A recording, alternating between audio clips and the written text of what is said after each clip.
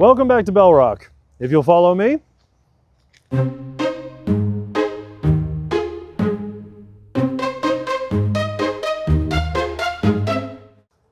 I'd like you to meet Martha Wigglesworth.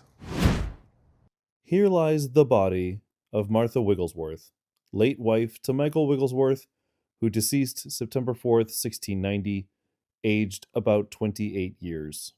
Martha Wigglesworth was the second wife of our great minister, the Reverend Michael Wigglesworth. They had something like 6 kids in 7 years. Unfortunately, she passed far too soon at about the age of 28.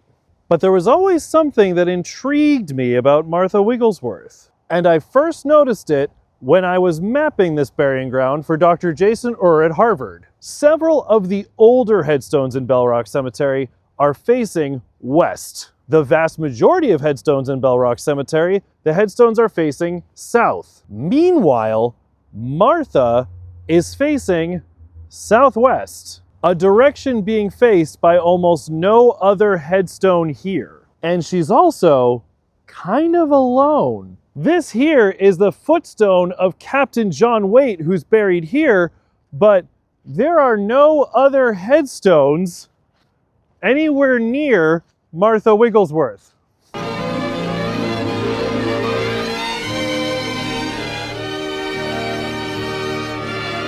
I assumed I was overthinking it.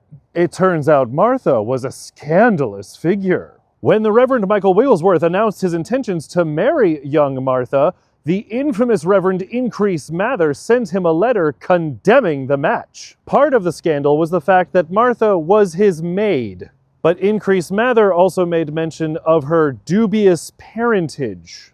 In most ancestry records, her maiden name is given as Martha Mudge. This is due to the Reverend Michael Wigglesworth referring to his children's grandfather Mudge, but that's actually the only reference we have to her. Increase Mather actually sent Michael Wigglesworth 2 letters condemning the match, and Michael Wigglesworth married her anyway.